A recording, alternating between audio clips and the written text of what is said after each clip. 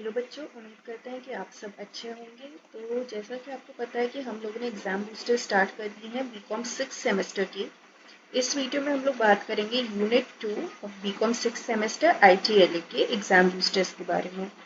Now before starting the video I would like to inform कि हमारा जो एलियो update का ऐप है वो प्ले स्टोर पर अवेलेबल है।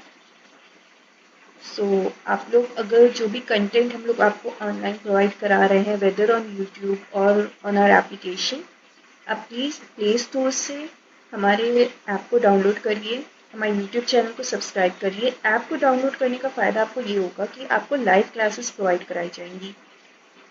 लाइव क्लासेस में आपका जो भी सिलेबस आएगा एग्जामिनेशन में, आपके मिड सेम्स या आपके सेमेस्टर एग्जामिनेशन में, वो सारे क्लासेस में वो पूरा सिलेबस कंप्लीट किया जाएगा। And these classes will be such कि इन क्लासेस में आपके सारे कॉन्सेप्ट्स क्लियर किए जाएंगे, आपका एक एक डाउट क्लियर किया जाएगा। आफ्टर दैट आपको हाई क्वालिटी नोट्स प्रोवाइड किए जाएंगे। इन नोट्स से अगर आपने प्रिपरेशन की then you will have no difficulties to in clearing your examination. And next we'll also provide you unlimited doubt clearing, जिसमें आप कोई भी डाउट कभी भी आपको होगा, कोई भी प्रॉब्लम होगी, वो सारी प्रॉब्लम्स, वो सारे डाउट्स 24/7 आपके क्लियर किए जाएंगे until and unless आपको कोई प्रॉब्लम ना हो आगे। So in order to gain all these facilities, in order to gain all the notes and all these 500 MCQs and previous previous year question papers in PDF form, you will have to download our app from Google Play Store and also subscribe our YouTube channel. And in any case you have any queries, you can call on the following number or give your mail on the following email. Now let's start with the video. So this video contains exam boosters for 6th semester Unit 2 of Income Tax Act and Income Tax Laws and Accounts. Starting with the very first question. Income of political parties is not included in total income if certain conditions are satisfied.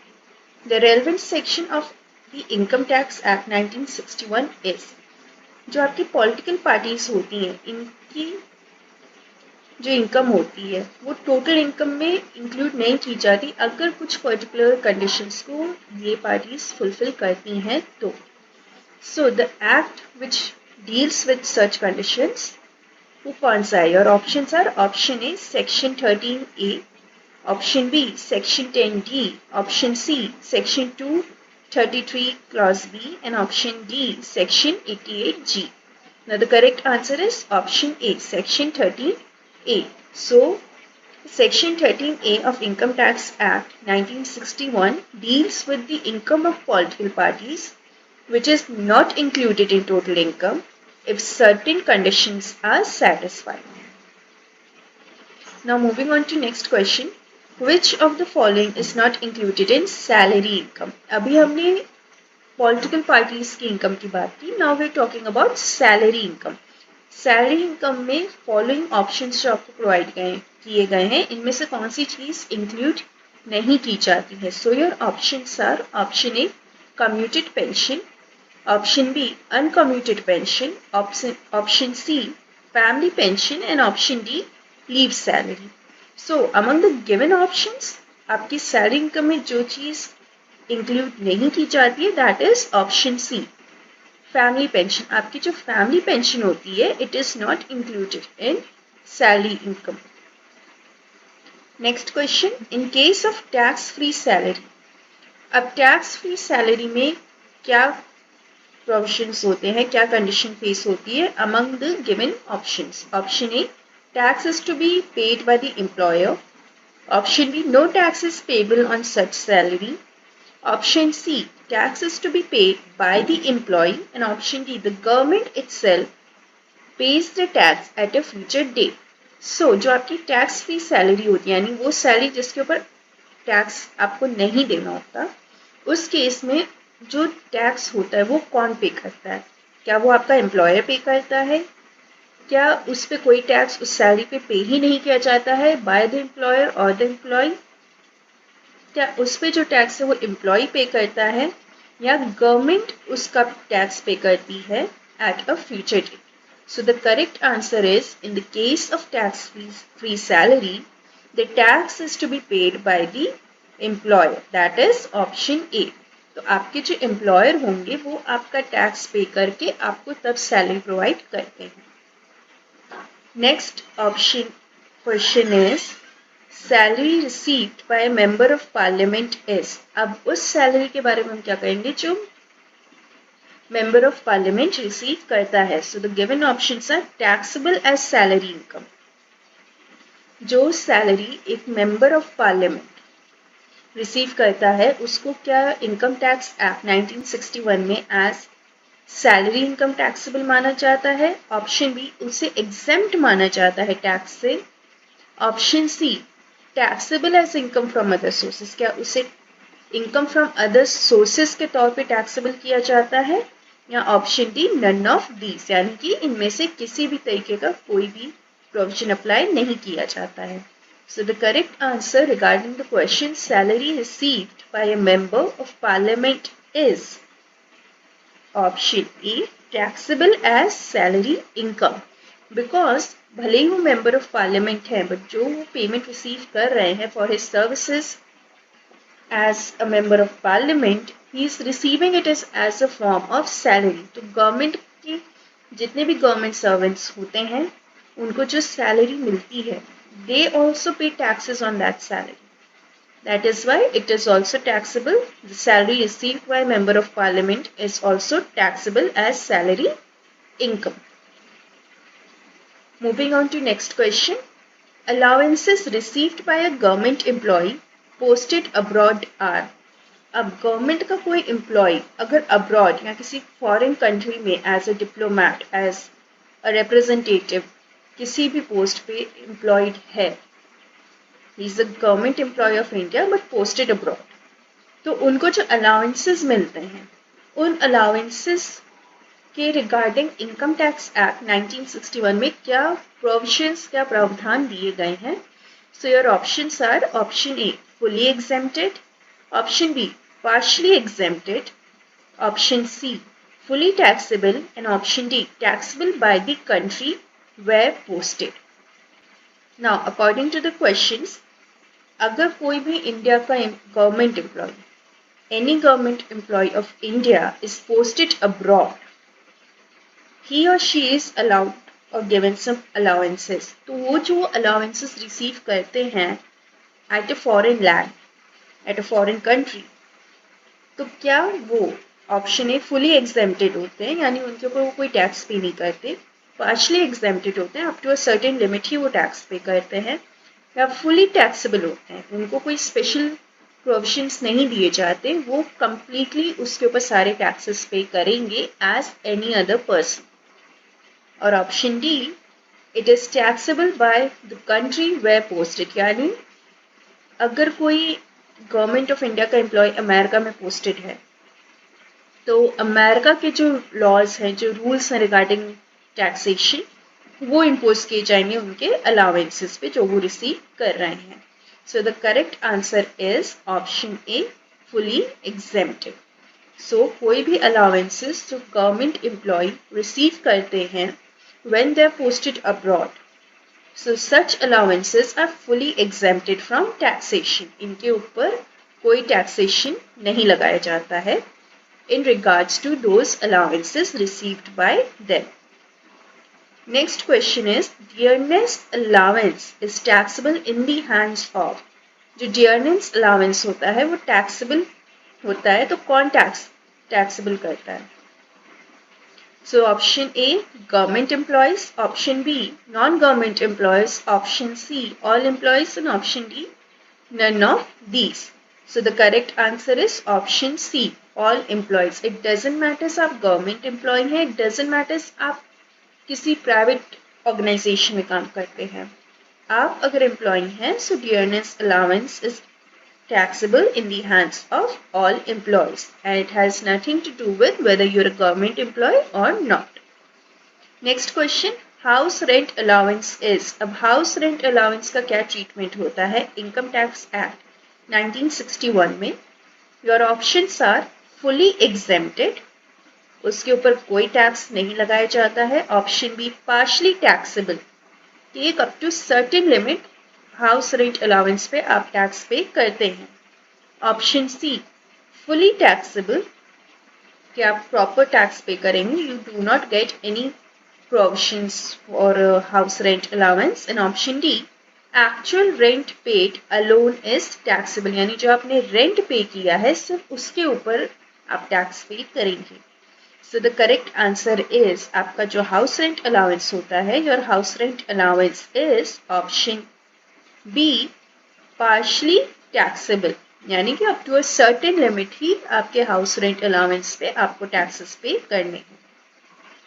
Moving on to next question of the exempted limit of HRA, that is house rent allowance in metropolitan cities is, अब आपका जो ये HRA होता है यानी कि आपका house rent allowance, इसका मेट्रोपॉलिटन सिटी में क्या एग्जेम्पशन लिमिट है? So your options are 50% of the salary, option B 40% of salary, option C 15% of salary, and option D none of these. So जब आप मेट्रोपॉलिटन सिटीज में रहते हैं, आप HRA को क्लेम करते हैं, इन सच अ केस आपकी जो भी सैलरी होगी उसका 50% आपको एग्जेम्पशन प्रोवाइड किया जाएगा under income tax act 1961. So the correct answer of the question, the exempting limit of HRA in metropolitan cities is option A 50% of salary. Next question, education allowance is exempted for a maximum of. अब जैसा कि आपका HRA होता है वैसे ही आपको कई allowances मिलते हैं, one of which is your education allowance. अब एजुकेशन अलाउंस में क्या होता है कि आपको बेनिफिट दिया जाता है, आपको एग्जेम्पशन दिया जाता है when it comes to taxation under Income Tax Act 1961. But अब ये जो आपको एजुकेशन अलाउंस दिया जा रहा है, जो एजुकेशन अलाउंस का एग्जेम्पशन दिया जा रहा है, ये एग्जेम्पशन कितने बच्चों पे लागू है? लाइक अगर आपके 2 बच्चे हैं तो क्या ये एग्जेम्पशन, एजुकेशन अलाउंस का जो एग्जेम्पशन आपको मिल रहा है अंडर इनकम टैक्स एक्ट 1961, क्या वो सिर्फ आपके एक बच्चे पे अलाउ होगा, दूसरे बच्चे पे आपको कोई एग्जेम्पशन नहीं मिलेगा, या दोनों पे अलाउ होगा, या किसी पे नहीं होगा? So your options are option A 1 child, option B 2 child, option C 3 child, and option D 4 child. Suppose mister Rajesh हैं, मिस्टर राजेश के 4 बच्चे हैं, 2 daughters and 2 sons. सो जो सन्स है उसमें बच्चे हैं, सबसे पहले सारा है, फिर पूजा हो गई, राजेश हो गया, एंड देन मोहन हो गया. So these are 4 kids. Now among these kids, Mr. Rajesh went for exemption for education allowance. Sarah was the eldest, she got the exemption. Pooja was second, she got the exemption, but education allowance exemption was not allowed in the case of Rajesh and Mohan. So the correct answer is 2 children. The maximum limit for exemption in education allowance is of 2 children.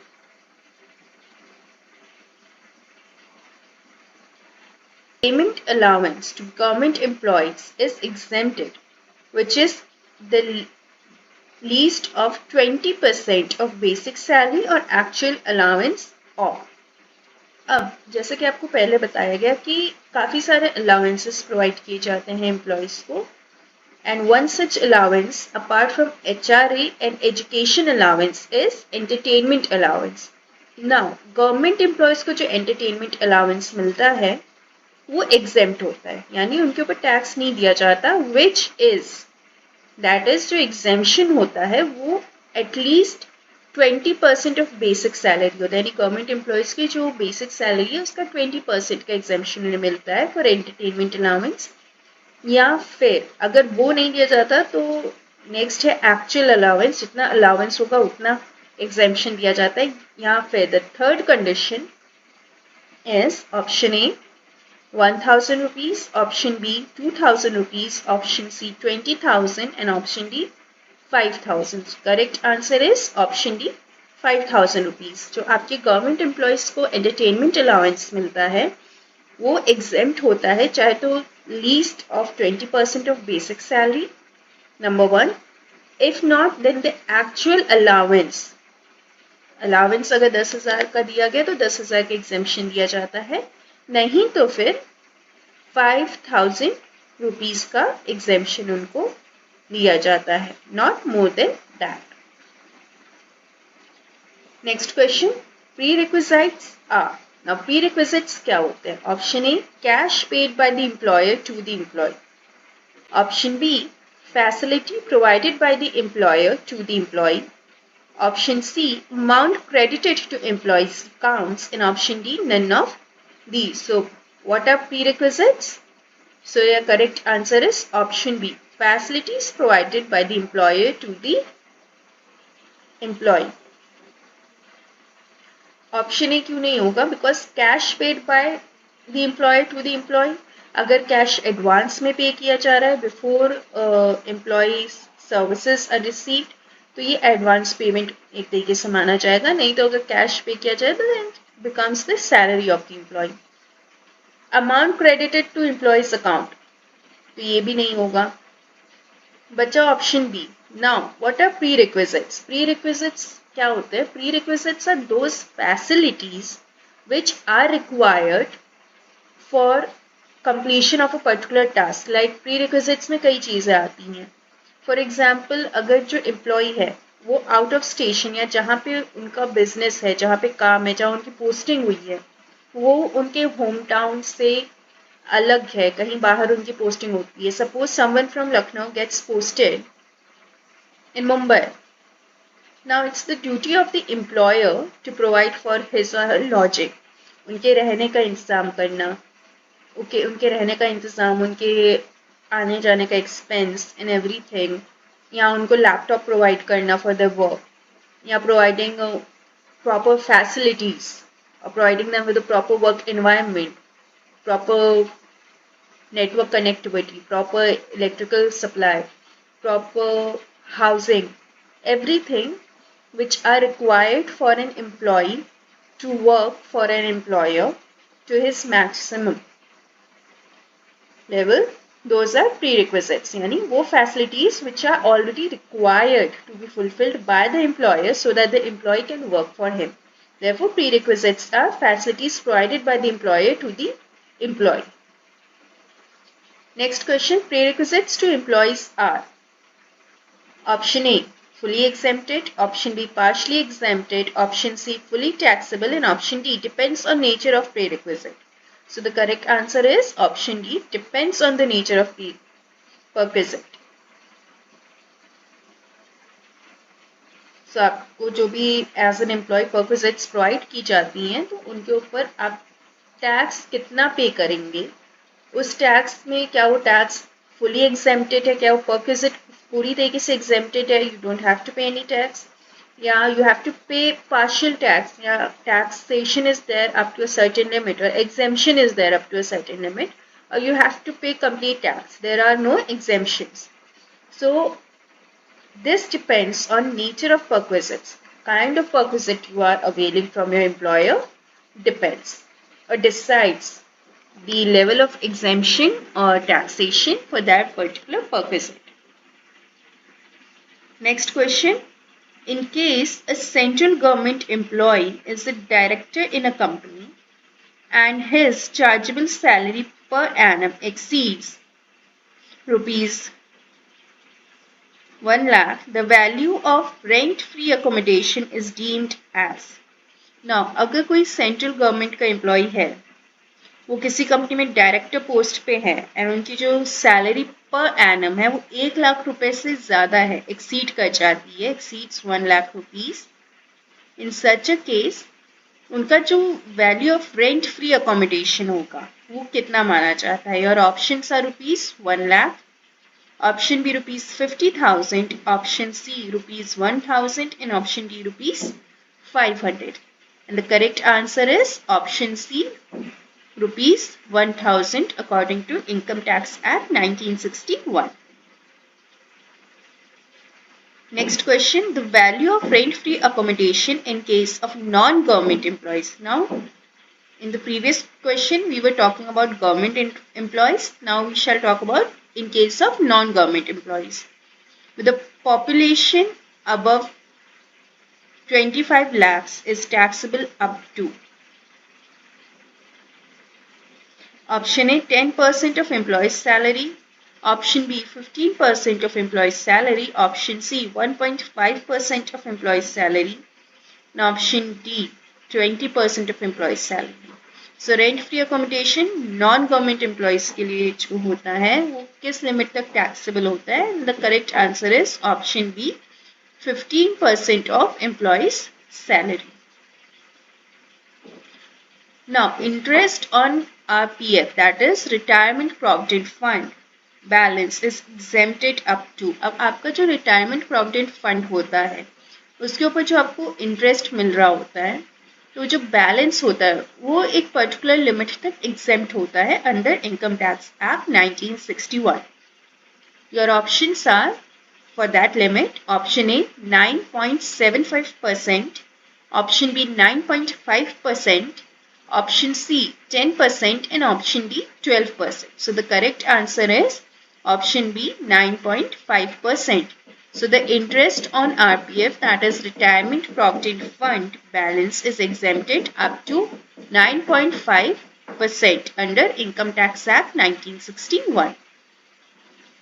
Next question, the commuted value of pension is fully exempted in the case of option A, an employee of private sector, option B, an employee of public sector undertaking, option C, a government employee, and option D, none of these. Now, commuted value of pension. Commuted value मतलब total value of pension is fully exempted in the case of. सो आपका जो pension होगा उसकी जो value होगी उसे fully exempt माना जाता है इनकम टैक्स एक्ट 1961 के अंदर अगर ऑप्शन ए आप एम्प्लॉय हैं प्राइवेट सेक्टर के, सो दिस इज रॉन्ग. आप किसी पब्लिक सेक्टर अंडरटेकिंग के एम्प्लॉय हैं, दैट इज ऑल्सो रॉन्ग. अगर आप किसी गवर्नमेंट एम्प्लॉय हैं, only in that case your commuted value of pension is fully exempted under Income Tax Act 1961. So the correct answer is option C, a government employee. Next question, the statutory limit for exemption of pension received at the time of voluntary retirement is. Now, VRS or voluntary retirement is very common nowadays. Many employees opt for voluntary retirement and many a times organizations or bodies themselves promote voluntary retirement. In such a case, the statutory limit for exemption of compensation received at the time of VRS is. अब जब आप voluntary retirement लेते हैं तो आपको जो आपका employer होता है वो एक particular limit तक लेवल तक आपको कॉम्पनसेशन देता है. तो ये जो कॉम्पनसेशन आप रिसीव करते हैं इसके ऊपर आप किस लिमिट तक टैक्सेस नहीं पे करेंगे, that is the amount of taxation that is exempted. The limit which provides the exemption limit for or against compensation received at the time of VRS is option A 5 lakh rupees, option B 8 lakh rupees, option C 10 lakh and option D 15 lakh rupees. So the correct answer is option A, that is 5 lakh rupees. So अगर आप 5 लाख रुपए तक का आपको exemption provide होता है. Next, medical reimbursement is exempted up to dash if treatment is done in a private hospital. अब आपका जो मेडिकल रिम्बर्समेंट होता है, अगर आपका जो भी ट्रीटमेंट हुआ है वो किसी प्राइवेट हॉस्पिटल में हुआ है, इन दैट केस वो एक लिमिट तक एग्जेम्प्ट होता है and that limit is option A 5,000, option B 10,000, option C 15,000 and option D 50,000 and the correct answer is option C, that is 15,000. So in any case, if your treatment is done at any private hospital, medical reimbursement received by you is exempted up to rupees 15,000. Next, preliminary expenses shall be allowed as a deduction in. आपके जो preliminary expenses होते हैं इनको हम as deduction allow करते हैं कितने installments में, यानी कितने बार में पूरी तरीके से डिडक्ट किए जाते हैं। और options are 5 instalments, option B 10 instalments, option C 15 and option D 12 instalments. The correct answer is 5 instalments. आपके जितने प्रिलिमिनरी एक्सपेंसेस आएंगे they shall be allowed as deduction in 5 installments। 5 installments में आपके प्रिलिमिनरी एक्सपेंसेस को पूरी तरीके से डिडक्ट कर दिया जाता है under income tax act 1961। Next question, salary on which income tax is borne by employer is. अब वो सैलरी जिसमें इनकम टैक्स जो होता है वो एम्प्लॉय के बजाय एम्प्लॉयर पे करता है, उस सैलरी को हम क्या बुलाते हैं या उस सैलरी को क्या बोला जाता है। Your options are forgoing salary, option B tax free salary, option C tax holiday and option D none of these. Now suppose कोई एम्प्लॉय है that is Shekhar. Shekhar receives salary from his employer Manoj. Manoj ने शेखर को salary पे की, but Shekhar does not need to pay tax on that particular salary because the tax was already paid by Manoj to the government. Now this salary is without any tax implications, hence this salary is known as tax-free salary. So a salary on which income tax is borne or paid by employer himself is called option B, tax-free salary. Moving on to next question. Long-term capital gain on the sale of unlisted shares are। अब आपके जो unlisted shares होते हैं उनके ऊपर अगर आपको कोई लॉन्ग टर्म कैपिटल गेन होता है तो क्या वो टैक्सेबल होते हैं, एग्जेम्प्टेड होते हैं, पार्शली एग्जेम्प्टेड होते हैं, पार्शली टैक्सेबल होते हैं। So the correct answer is option B, exempted. These long-term capital gains on the sale of unlisted shares are completely exempted under Income Tax Act 1961. Next question, when a URPF, that is unrecognized provident fund, is recognized, the balance so transferred is called। अब आपका कोई unrecognised provident fund है जो recognise किया जाता है, it's recognised, इस fund का जो भी बैलेंस होता है उसे ट्रांसफर किया जाता है, तो इसे क्या बुलाया जाता है। Option A recognised provident fund, option B transferred provident fund, option C recognised balance and option D transferred balance. And the correct answer is option A, recognised provident fund.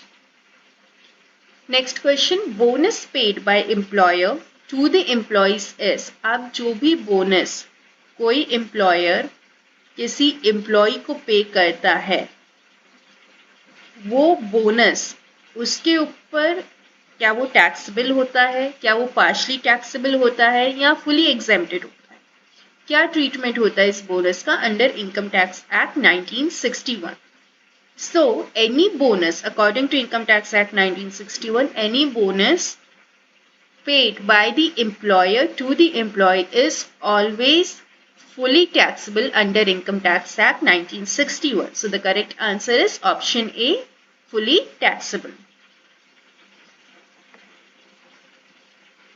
Next question, any payment made by an employer to an employee monthly or other than salary is।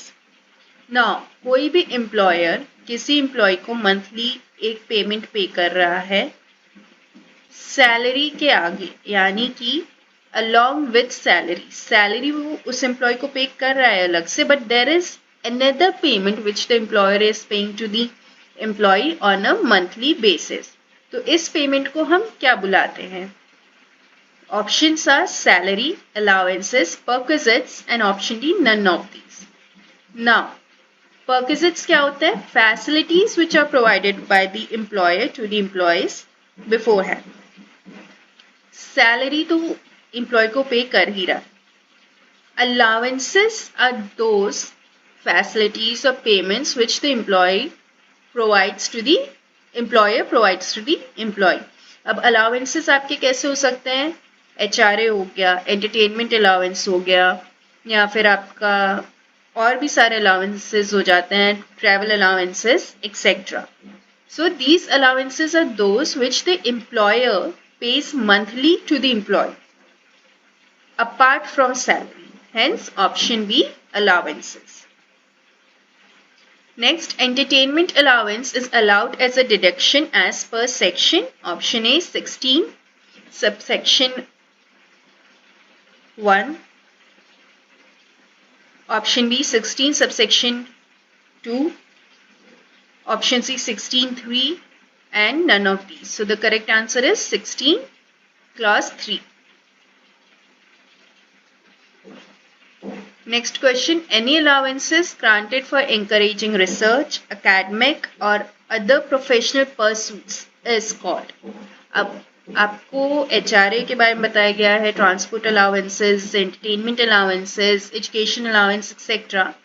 But कोई ऐसी allowance जो इसलिए provide की जाती है ताकि आप कोई रिसर्च करें, एकेडमिक्स में कोई डेवलपमेंट हो या कोई भी प्रोफेशनल परस्यूट हो, कोई भी प्रोफेशनल रीजन हो, तो उस अलाउंस को हम क्या बुलाते हैं? So your options are option A research allowance, option B academic allowance, option C higher educational allowance and option D educational allowance. The correct answer is option B, academic allowance, because these allowances are granted for encouraging research. I hope this video was useful. Now students, if you want to avail these questions, all of them in PDF form for your exam preparations, please download our mobile app and share our video, subscribe to our channel. Thank you.